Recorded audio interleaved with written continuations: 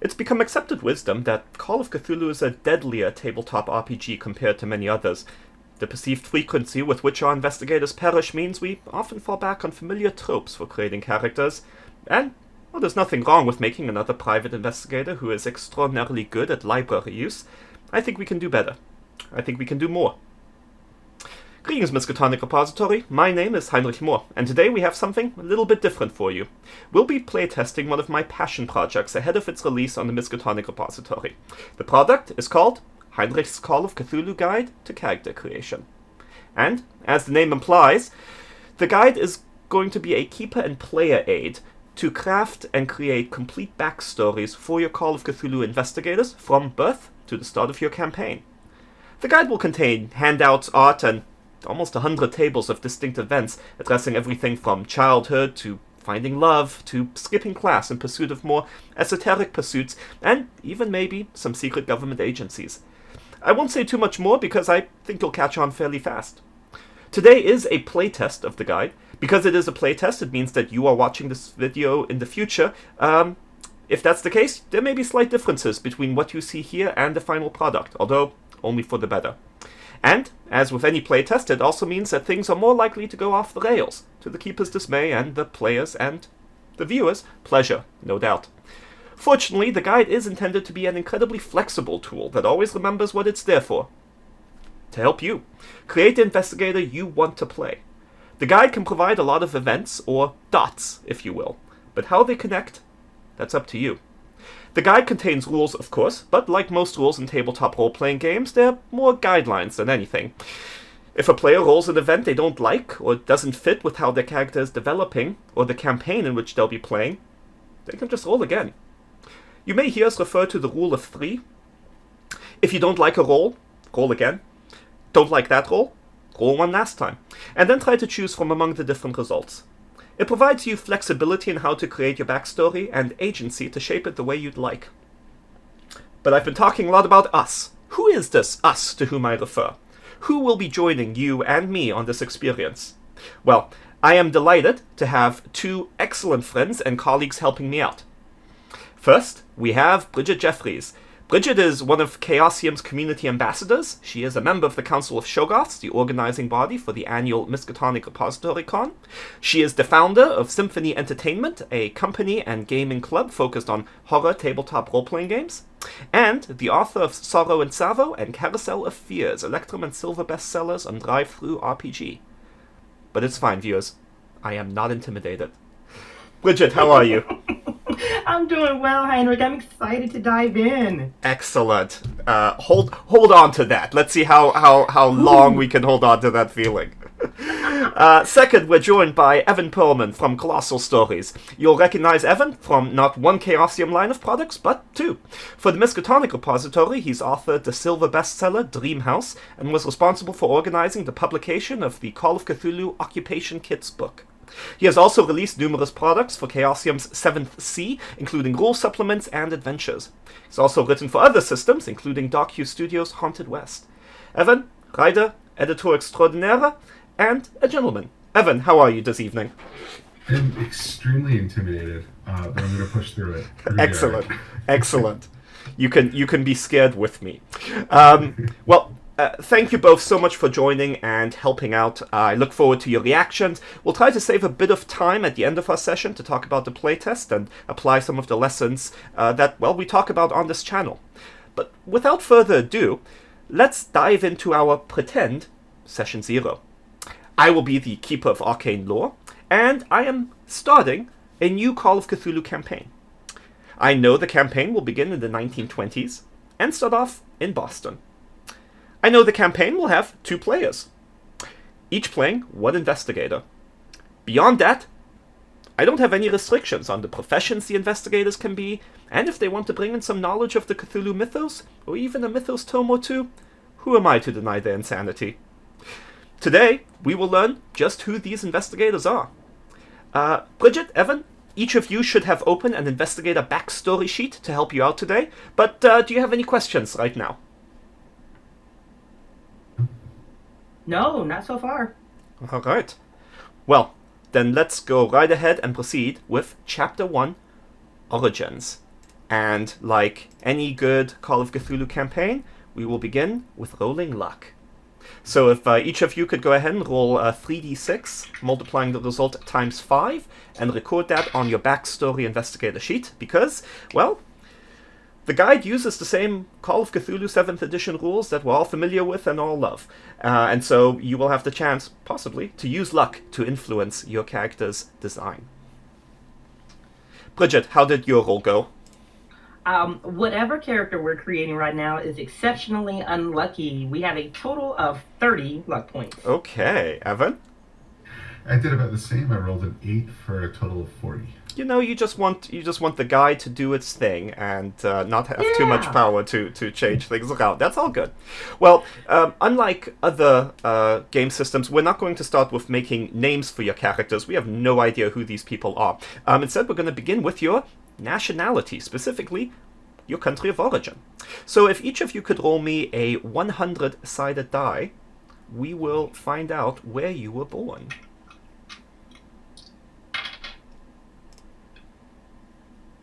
Keeper, I am coming in at a 31.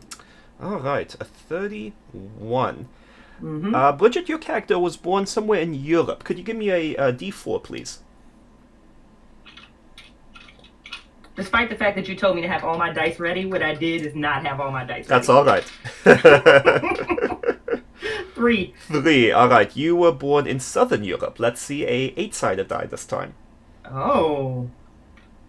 You can just imagine ourselves homing in on a map here. You were born in Turkey. You can ponder that for a moment. If that's something you can work with, then that's something you'll work with. If not, you'll roll again in just a second. Evan, how was your D100? I rolled a 100 on the dot. A 100 on the die, our first 100 on the die. You were born, my friend, in Lovecraft country. Go ahead and roll me a 6-sided die. Roll who, I'm sorry? 6-sided die, please. Okay. That is a 6. Man, I am maxing out these dice. Well, congratulations. You are a citizen of Kingsport, Massachusetts. I can work with that. All right. All right. Bridgett, let's quickly go back to you. Did you want to roll again, or are you going to work with Turkey? I'm going to work with your rule of 3. Let's see what happens on the second one. By all means. All right. Where do I start again? 100-sided die. That will be a 78. A 78 is going to put you in East Asia and the Pacific. Go ahead and roll a 20-sided die. That'll be a 7. That is going to be Japan. Ooh. We'll take it. All right. So we have someone from Kingsport and we have someone from Japan. The next thing we're going to do is learn about your ancestry. So, Evan, and Evan, I assumed you're okay with Kingsport. It sounded like you were. All right. That's fine. Let's see a 8-sided die from each of you, please. Okay.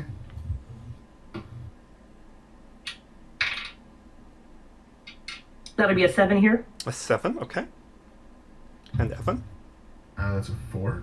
All right, Evan, you are a native, so your ancestry and country of origin are the same. You were born in Kingsport, and you were born to Kingsporters. We'll go with that. Bridgett, your character is a dual national. One of your parents is from another country. You've become very, very happy with the country of origin table. You could roll again on that, or if there is a specific country you want to choose that you think would sort of make sense as a dual national, you can do so. Oh, no, I love the table. Let's do that. Let's do the table. All right, go for it. All right, so that was a D100. That puts me at a 12. A 12 is going to put one of your parents coming from North America. Interesting. Yeah. Okay. Let's see a 10-sided die. That's not a 10. Yeah. 6? A 6 is going to put you from the US. And let us have another 6-sided die. Oh, the specificity continues. That'd be another 6. The non-continental United States. Huh. Which for Japan could make sense. Continental United States, okay. Yeah. In the 1920s, that gives you Philippines. Did we have Hawaii at that point? Yes. Not as a state, I don't believe, but... It was in the territory. Yeah. Alaska, Territory, yeah. optional. Interesting. I think Okay. that would work. I retained a little bit of geography. That's good. Look at you. So does that work for you, Bridgett? Flawless. All right, so your ancestry is one part of your family is from Japan, another part of your family is from somewhere non-continental United States. You don't need to specify it now, but Okay. you might have a few places. Okay, let us move on to the social status that you were born into. This is all still part of Origins, so let's see 12-sided die, please.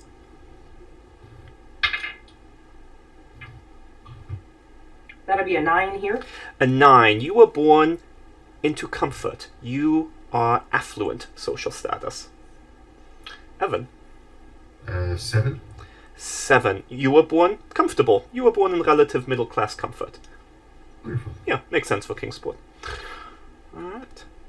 And I will presume that I will keep going unless one of you sort of says, no, makes no sense, don't like it. Let's try again.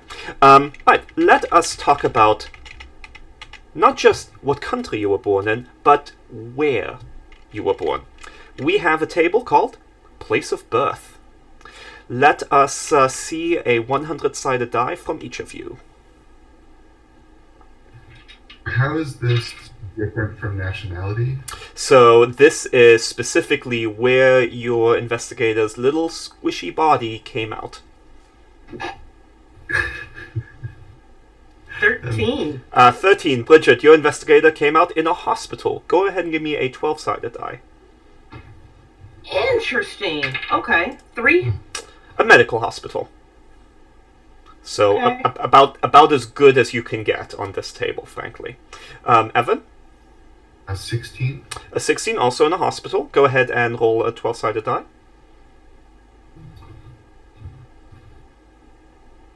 Uh, 11.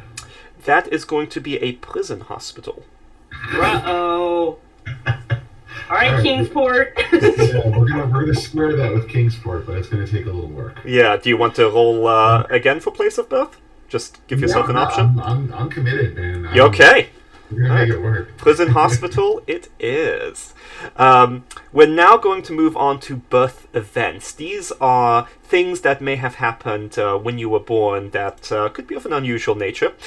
Typically, you would roll 1d3 minus 1. So in Bridgett's case, that is exactly what she's going to roll, 1d3 minus 1. If, however, you were born in Lovecraft country, things are a little bit more complex, and Evan, you will roll 1d3 plus 1. Interesting. So go ahead and tell me how many unusual birth events you're going to have. 2. 2 for Bridgett. Evan? Sorry, really. 1d3 plus 1. It's gonna be 3. Okay, so let's roll these together. Bridgett, Evan, each of you please roll a d100 for your birth event, your first birth event. 44. Bridgett, your investigator was... For a moment I went across the one unlucky result, which, you know, would have been very appropriate. Bridgett, 44. Infanticide. Your birth parents tried to kill you shortly after you were born. Your parents were stopped, and you were saved to be given into foster care or possibly adopted. Let's hold on to that, because sometimes these birth events together give us a sense of what was going on. But you'll be able to re-roll it if you got used to the idea that maybe your parents wouldn't want to murder you as soon as you were born. Evan, go ahead and roll a d100. Now that you know what's possible here. Okay, Bridgett, it was just a misunderstanding. I'm sure it was. Yeah. I'm sure. Evan, what was your Born in a roll? prison. 31. 31. You were born underweight. So this is the first Okay. event we have where you will begin assigning your characteristics. Right now, all you have is possible characteristic values based on one of the quickfire methods in the Call of Cthulhu Keeper's Rulebook. And in this case, Evan, because you were born underweight, assign your lowest or second lowest remaining characteristic value to size. So I think for you that's going to be 40 or 50. So both of those are going to put you below average size, which is 60. So go ahead and choose and record that. Bridgett, let's find out what birth event number 2 is. I would say it can't get worse, but I don't want to make promises. Oh God. Next one is an 8. An 8. An 8. Bizarre weather. Unusual weather patterns coincided with your birth. So this could be the most intense blizzard in 100 years, a great drought, or flash flood-inducing rain. Ooh, I like that. Okay. So those are your 2 birth events. Consider whether you're good with those, Bridgett. I'm going to turn back to Evan briefly. Evan, second birth event. This is a 46. A 46. Boy, you are hovering close to infanticide yourself. Ooh. I've often felt that way, yeah. Ooh. Strange appearance. You have an unusual appearance or other uncommon feature. We are going to take you to a table for uncommon features. Oh my gosh, Evan.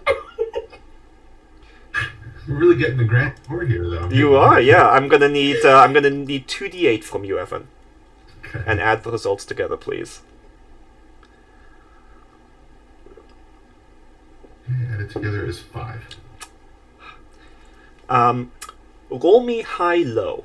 And when I say roll high-low, what I mean is roll any even-sided die, and tell me whether you roll on the higher range or the lower range. You could also just flip a coin if you wanted. Low. Low. You were born without a right hand, and will have a prosthetic.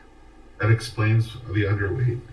That does explain the underweight. It all comes together. And Evan, let's stick with you because you had 3 birth events. So let us hear your last, I should say, event of birth. So B100 is 76. 76 is going to put you... You, my friend, are the proud bearer of a family curse. You are born into a family that suffers from some kind of curse. Discuss with the keeper, me, how the curse may be incorporated into the campaign. Alternatively, we can roll 1d3 to learn more. I think for the sake of this playtest, let's have you roll 1d3 and let's see, what it is. Oh, Kingsport. Oh man, rough place. I blame the schools. Evan, how did it go? 1d3? That was a 1. A 1. Your blood is sought after by a cult to fuel a particular ritual. Okay. Well... Let's go to table 17I cults. Just to find out what cult. Again, usually I expect a keeper would maybe have a cult in mind, something that's going to come up in the campaign, but we're living free. So let us see what cult this is going to be. Go ahead and roll a 20-sided die, please. Sure.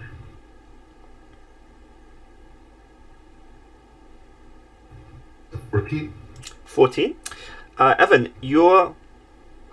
we could re-roll this if you want, or if you're comfortable with Cultus of the Sandbat seeking you for your blood. The Sandbat being an avatar of Nyarlathotep.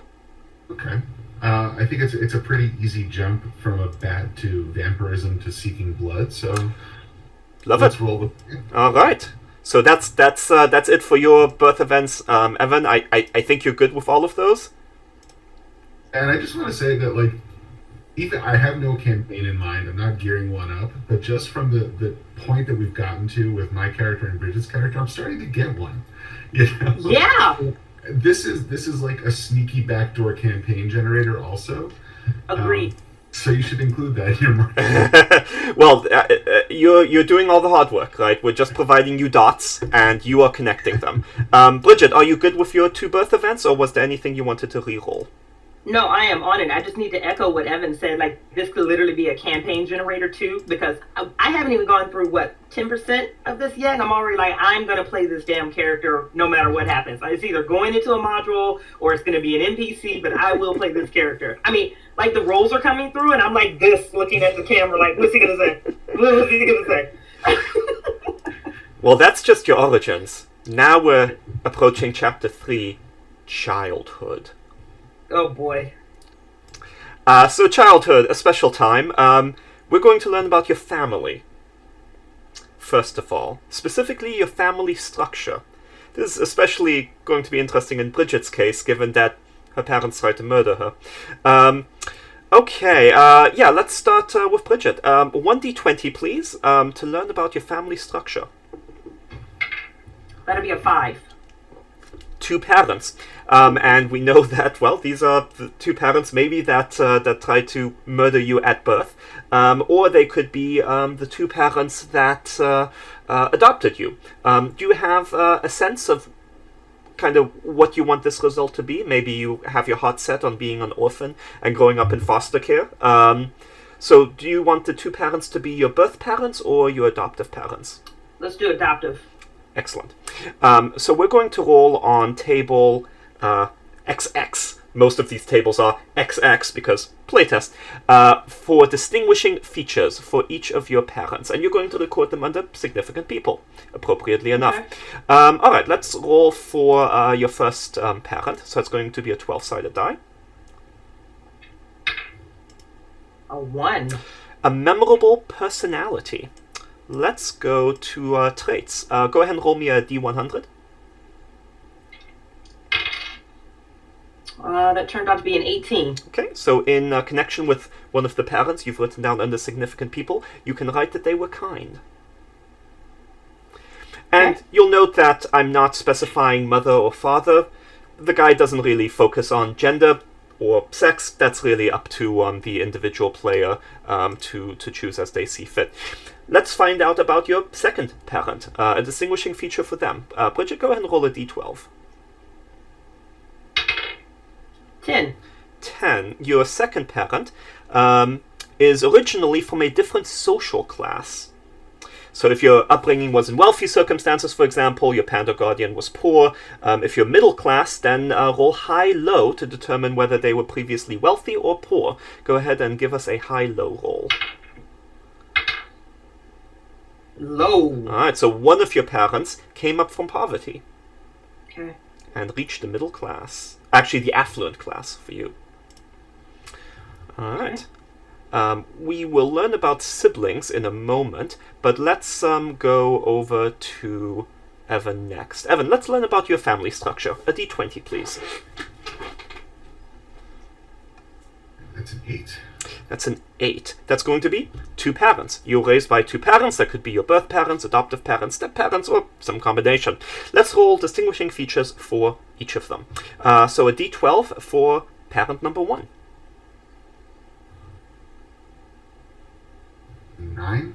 A 9 is going to... go ahead and roll me high-low. That's high. Okay. Your parent number 1 is famous for something. Roll another 12-sided die. Famous for what they went to prison for? 5. Okay. Your parent, who is famous, their identity is closely connected with a particular item. They may love it or fear it, but in any event spend an inordinate amount of time caring for or fretting about it. Well... Evan, do you have a sense of what this might be, or do you need a bit of help? So I don't know. No, I do. I do absolutely know what the item is. The item is the image of a bat that's got to be 4,000, 5,000 years old. Came to them through the family. They were pursued by the cult that's dedicated to that totem. And through a miscarriage, well, I shouldn't say miscarriage of justice, but a miscarriage of justice, in attempting to save themselves and the family, wound up killing a cult member, went to prison. So I guess this would be my character's birth mother, and then and delivered my character in the prison, having secreted this idol somewhere. So it became a whole scandal because of the idol and thing, and the fact that it went missing and couldn't be produced as evidence during the case. And all the papers, called it the bad idol killing or something like that. You better be writing all of this down for yourself. And that was parent number 1. Let's learn about parent number 2. Parent number 2 is who cares? No, okay. Yeah, Wow. another 12-sided die. 12, okay. 12. 8 again. Also. 8 again. It is going to be... your other parent is a military veteran. And that explained how the idol came into the possession. So I'm slightly editing where we just were. Yep. They brought it back from a tour in the British-controlled Middle East. Excellent. All right. Whew. Those are your parents. Let's go on to find out if you have any siblings. Oh, for their sake, I hope not. Well, Evan, why don't we start off with you? Roll a d20, please. Okay. Don't worry, the 20-sided die is not for just the number of siblings you have. Oh, God. No siblings, Evan. No siblings. Better off for everyone. I think you and maybe they dodged the bullet. Bridgett, a 20-sided die, please. Oh, that'd be a 13. A 13 is going to be 2 siblings. Go ahead and roll a 1d3. 3. You were born last. So the baby in the adopted family. Yep, Okay. exactly. Okay. All right. Well, let's move on to childhood events. We had birth events. We also have childhood events. This is just going to be a 1d3 to figure out how many of them you will have. So each of you please roll me 1d3. That'll tell us how eventful your childhood was. Okay. 1. And Evan? That is a 2. Excuse me, a 1. A 1 as well. It's a Okay. 2. Sorry, I rolled a 3. Okay. It's a 2. Yes. Sorry. No problem. Okay, so let's each do one event for starters, and then we'll go back for Bridget's second event. D100.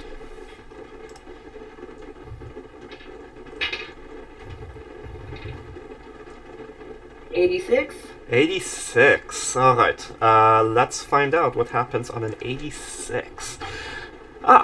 You developed an imaginary friend in your childhood. Yeah, Assign your highest or lowest remaining characteristic value to POW.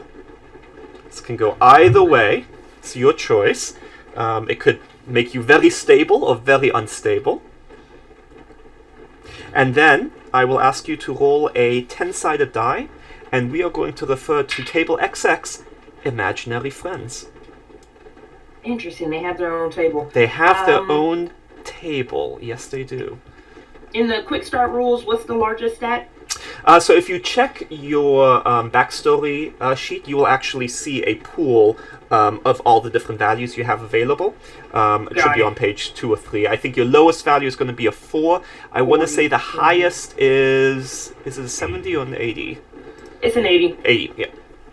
All right.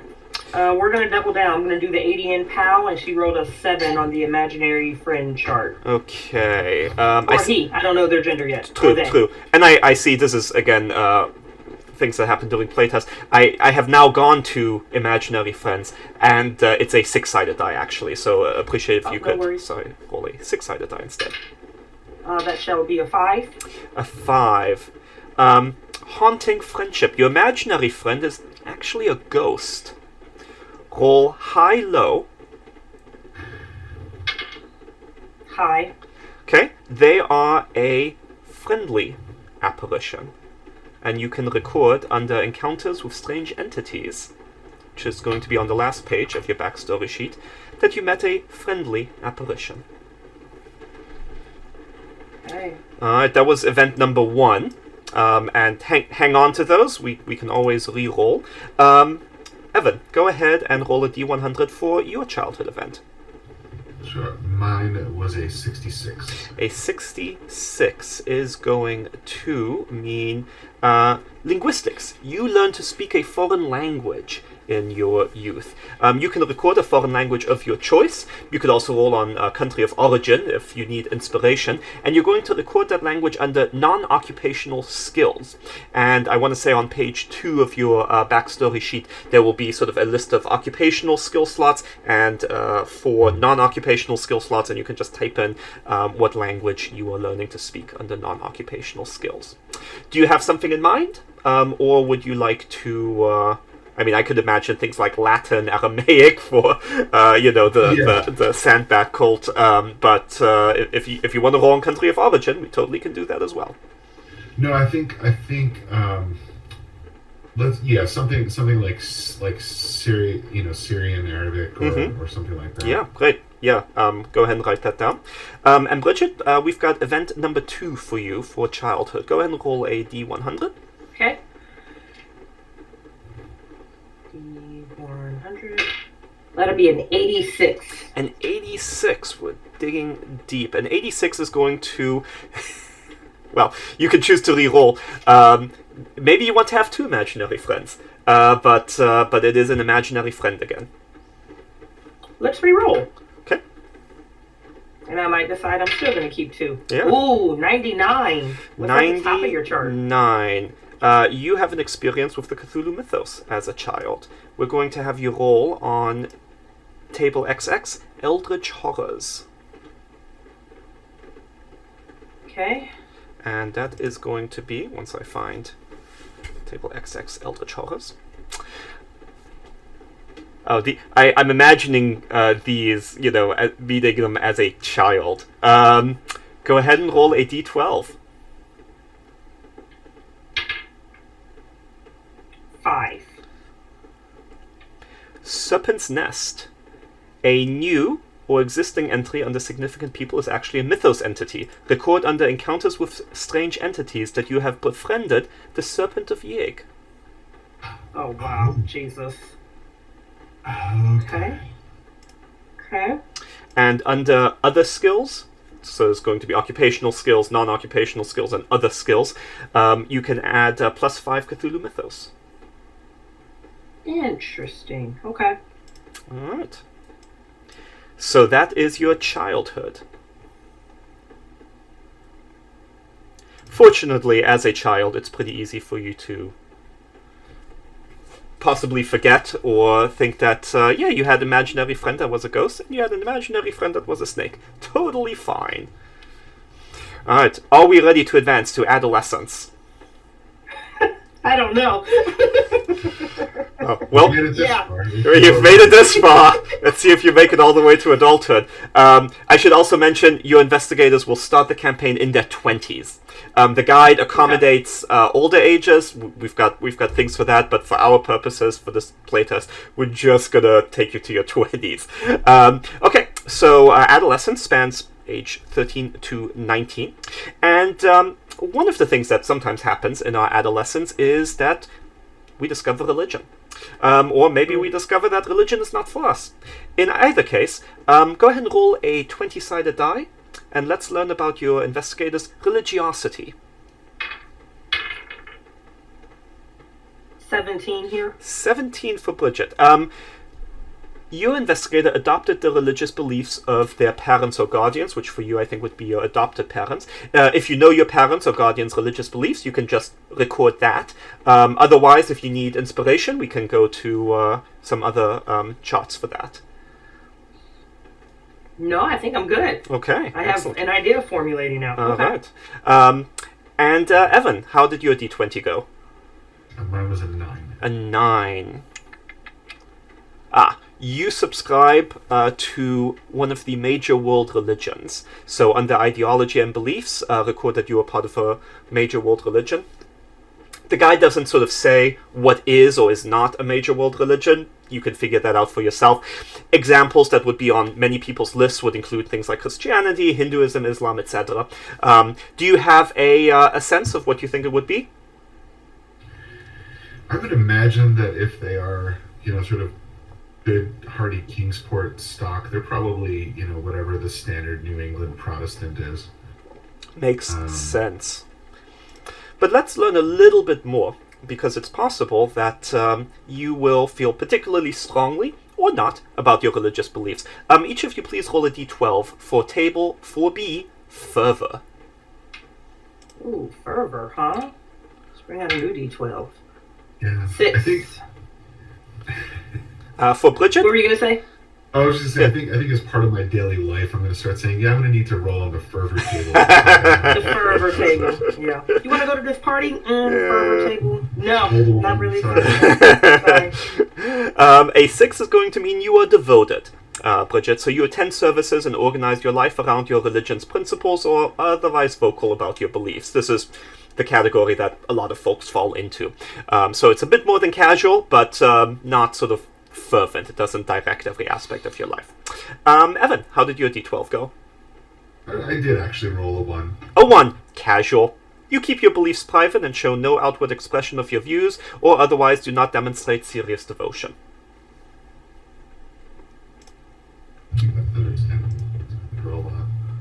Yeah. You okay with that, Evan? Yeah. Okay. Fine. Alright. Adolescent events. You're gonna start seeing some similarities here now in how we do things. So roll a d3 to figure out how many adolescent events you experience. 3 here. 3 for Bridgett, because this poor Why not? child. Evan, how many for you?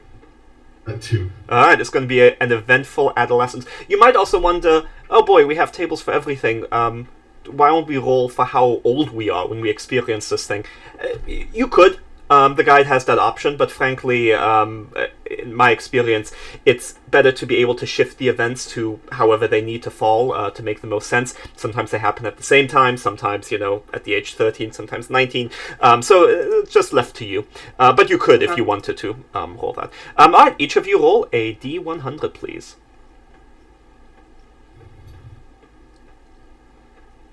Evan, you want to take lead on the next few? Yeah, go for it, Evan. My first is a 91. A 91. High roller. Supernatural. You have a supernatural encounter, Evan. Let's go to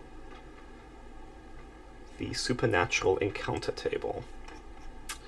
Go ahead and roll a d4. Okay. This is just like bog standard for Kingsport, by the way. This is This is very normal. That's a 4. A 4. You encounter some form of spectral apparition, Evan, possibly haunting a particular location. Roll 1d6 to find out what kind of apparition we're dealing with here. Ooh. 5. 5 is going to be an indistinct form. It's indescribable. Make a power roll, Evan. Now, oh God. If you do not currently have any value assigned to POW, this is your opportunity to choose one of your remaining values now, and put it into POW. And then go ahead and give us a roll. I am going to give my undersized missing appendage person a very high power. I know that's playing into like sort of a clergy stereotype a little bit, but that's where I'm going. Yeah, so go for it. Have an 80 power. All right, and then go ahead and roll that up for us. Okay, and that's 95 on an 80. Okay. Do you wish to use luck? No. Okay. No, he's like, I have 40. No. I have to carefully hoard that luck. So you are going to get, and it's difficult in this virtual space and more difficult with the playtest, but you would at this point get a player handout. You would get player handout 2, The Disturbed. And this is, if you imagine a little sort of tarot card type handout that has an image of someone having some emotional disturbances. And this handout would tell you, hang on to it, doesn't do anything by itself, but if you get another one of these, then you get yourself institutionalized. Oh God. So record somewhere that you have player handout 2, The Disturbed. So, just as a question, that would still be in your backstory? If you picked up 2 of these in your backstory, your institutionalization happened in your backstory as well? Correct. Okay. Let's learn about this haunting. We have a table for that. 32-0. Go ahead and roll a... We're getting there. 32-0. A d4, please. Evan, I'm so stressed for your character. Oh, I know. They're very sanguine about it. You know, they're just like, well, Another day in Kingsport. This is par for the course. A So that was d4. a 3. A 3. Okay. The spirit that you encounter, the apparition that disturbed you so, is a being of pure malice that must be banished by the same magics that conjured it into existence. Evan, does your adolescent investigator happen to know any spells? They do. No, they don't. They've not learned any spells yet. Well, I know because No. we have tables for that. You also... There's a table for that. Yeah, we also do not have any Mythos tomes in your possession. And you do not have any entry under significant people who knows magic. So you are going to record under encounters with strange entities that you are haunted. This is going to be something that probably continues afflicting you into the campaign. I should think so. And because it is so disturbing, you also develop a mental illness. So would you please roll a d20? D20? That is a 7. A 7. You will develop some kind of mania. Hmm. This is in connection with this terrible apparition who continues to haunt you. Examples of this include things like ablutomania, pyromania, plutomania, ornithotillomania, nodomania, a whole bunch of things. If you have a sense of what would sort of be a good mania for you to develop, write it down. Otherwise, if you want to roll a d12, I can tell you what I've got on this list. So here's what I'm thinking. I think this sort of indistinct, malicious form, my character thought it might have been some kind of fog spirit, and is very, very precise about closing every door and every window in every room that they're in. Oh, love it. Most comfortable in sealed off spaces. Oh, perfect. Yeah, write that down. Good. That is good, yeah. Well, Evan, that takes us to the end of your first adolescent event. Oh, hey, Bridgett, you're still here. Let's find out about your adolescent event. I promise you, there are things on here that are just like, you're really good at sports. But, it's up to you to roll those. So go ahead and roll a D100. That's not perfect. Wow. So much just happened over there, Evan. Okay. This would be a 19. A 19 is going to be... See if you can work with this. We're beginning in the 1920s, so you've got some options. Armed conflict. You are recruited, forcibly or otherwise, to participate in an armed conflict. This could be everything from a war to an uprising to gang warfare. We will have you experience some combat events, but I'm not going to take us too far down if this is something you're not jamming with.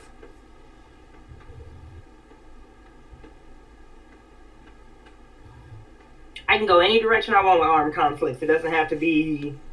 It can be minor. It can be street gangs. Yep. It can be... Yep. Let's stick with it. Okay, then let us go to Table XX, combat events. Roll a d2, please. 2. Okay, so you're going to experience 2 combat events. Bridgett, I would like you to make me a regular skill roll or a hard characteristic roll. Now, let me explain this mechanic to you. The guide doesn't try and predict what skill you might want to use as part of a battle. You could imagine everything from firearms, if you're shooting a gun, to persuasion, if you're trying to talk your way behind enemy lines. So all the guide says is, roll a regular skill check. But that, of course, assumes that you have some skills, which, as an adolescent, you really don't. So the guide says, well, if you don't have that, you can make a hard characteristic roll. So it's a bit tougher. And you get to choose which characteristic, just like you could choose whatever skill you want. And if you don't have a value in your characteristic, you can plop one of your remaining characteristic values into that characteristic now. Or you can choose one of the characteristics for which you already have a value. We're going to go super easy on myself then, and I'm just going to go for the hard POW check. Okay. Their POW currently is an 80, and they rolled a 27. Okay. In that case, for your first combat event, roll a d20 and add 5 to the result. 23. 23. Against all odds, your side prevails against incredible odds thanks to the instrumental role you play in winning the conflict. If you were in the military, you would be promoted for this, but of course you're not in the military. So all you can maybe record is that you were instrumental in prevailing in this conflict. But that's only combat event number 1. So go ahead and give me another hard POW roll or other characteristic if you like. Just because I want to now let me stick with what's easy for me. Okay. That'd be a 45, just missed the hard POW. So it's just going to be a straight up d20 roll. 14. 14 is going to be Pyrrhic victory. Your side prevails, but you suffer an injury. Roll high-low to find out whether this is physical or psychological. Wow, very top of the key. Okay, high. So it's going to be a physical injury. So let's see what this ends up being. Okay, go ahead and roll a d20. 6. 6. You are going to have become deaf in one of your ears. Okay. Roll high-low for left or right ear. Wow, dead center. Low. Okay, so it's going to be your right ear. Okay. Okay. All right. Let's swing back to Evan for Adolescent event number 2. Well, and I think one of the things you're probably seeing is, with all of this information, you will have a lot of flexibility as to like what your character focuses on. You know, you can imagine your investigator, the fact that they are deaf in one ear, can be a major component of the character. Mm-hmm. Or it may not really come up if you don't want it to. Again, it's your character. Evan, Adolescent event number 2. That's a 67. A 67 is going to take us to developing a personality trait as you grow older. So let's go to Chapter 9, Traits. Go ahead and roll a D100. That's a 24. 24. Well, you can re-roll it if you want. We've got your personality developing to turn you into a trusting person. Oh. Yeah, no, I mean, it's my policy as much as possible never to re-roll things like this. So I'm going to go with it, and we'll figure out how it happened later. Okay, excellent. Remember, it can happen at any point in your adolescence. Okay, then let us... Bridgett, I think you said you had 3 events of adolescence. I did, yeah. All right. Well, here we are.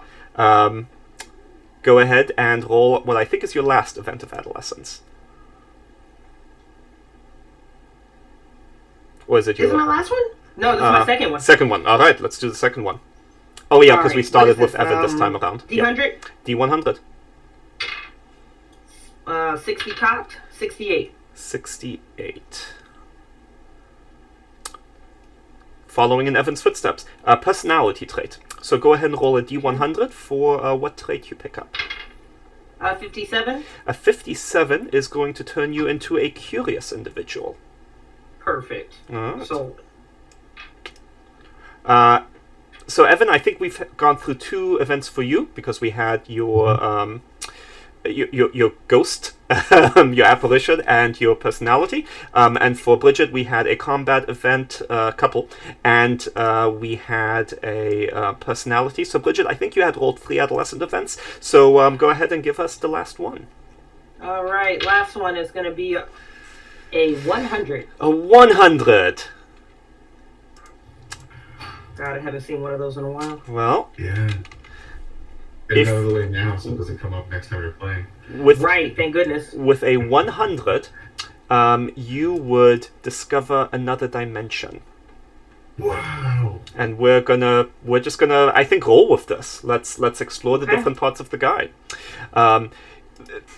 Again, typically, if the keeper had a specific, maybe it's a campaign about the King in Yellow, right? So we could imagine you kind of visiting Carcosa as an adolescent, something like that.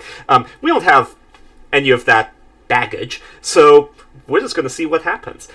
So at some point in your adolescence, you ended up in another dimension. Go ahead and roll a d8.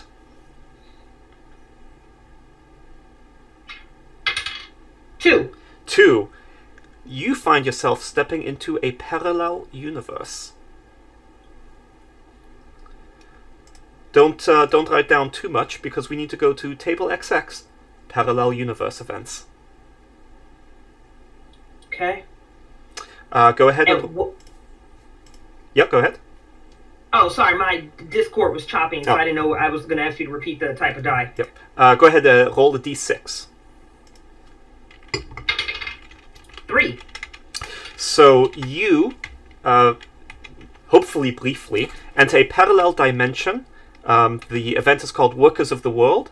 So you cross into a universe in which, here we have the United States, but it can be, whatever country you're growing up in, suffered a revolution like that experienced in Russia in 1917, resulting in a similar totalitarian regime.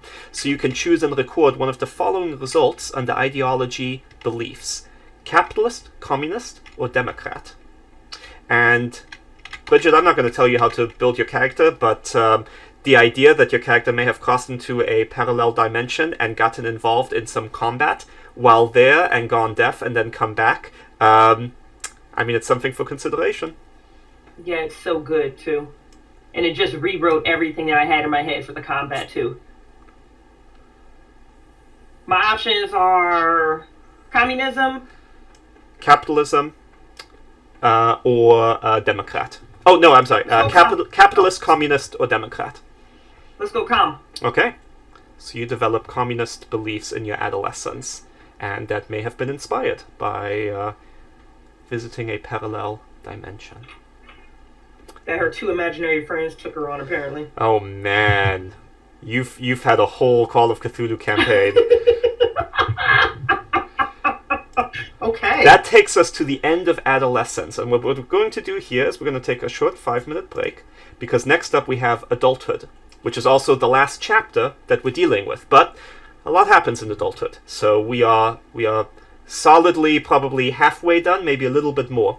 But we'll have a bit more to find out about your education, your career, and maybe family life. So see everyone in 5 minutes.